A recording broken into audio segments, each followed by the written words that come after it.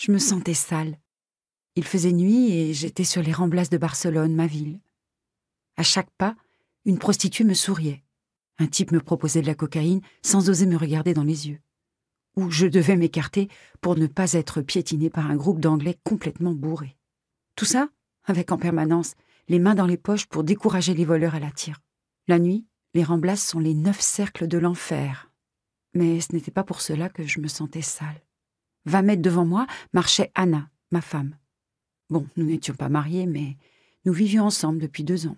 Le problème, c'est qu'elle me faisait porter les cornes depuis 2 mois, et ce soir, j'étais là pour en avoir confirmation.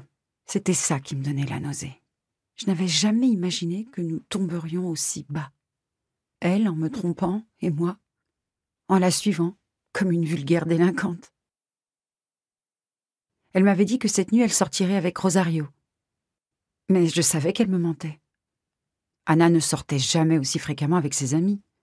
Et si à cela on ajoutait qu'elle n'avait plus envie de faire l'amour, du moins pas avec moi. Et que depuis 2 mois, elle avait changé son habituelle douche matinale pour une avant d'aller se coucher. J'étais tout le contraire de l'aveugle qui ne veut pas voir. Et même si je n'avais pas voulu, c'était une évidence. Anna tourna vers le quartier gothique par la rue Ferrane et marcha jusqu'à la place Saint-Raume. De là, elle monta la rue de Bisbée en direction de la cathédrale. Quand elle passa sous le célèbre pont qui unit la Generalitat à la Casa de los Canonges, je me demandais si elle se rappellerait ce qui s'était passé ici. Il y avait presque 3 ans.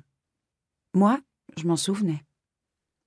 Tôt dans la matinée, nous nous promenions dans cette rue lorsque je m'arrêtais sous le pont avec l'excuse de lui montrer le crâne traversé par une dague sculptée sur la partie inférieure du pont et dont personne ne connaît l'origine.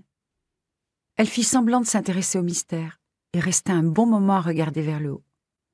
Quand nos yeux se rencontrèrent, nous nous donnâmes notre premier baiser. Si Anna s'en souvenait, cela ne se remarqua pas, car elle passa sous le pont comme si de rien n'était. Peu avant la place de la cathédrale, elle bifurqua à gauche dans une ruelle étroite qui conduisait à la place Saint-Felipe Neri, un de ses lieux préférés dans Barcelone. Quant à moi, je préfère d'autres endroits plus éloignés du centre et moins touristiques. Mais je reconnais que la place a beaucoup de charme. Un charme suranné, avec sa vieille fontaine octogonale au centre et la façade de l'église pleine de trous.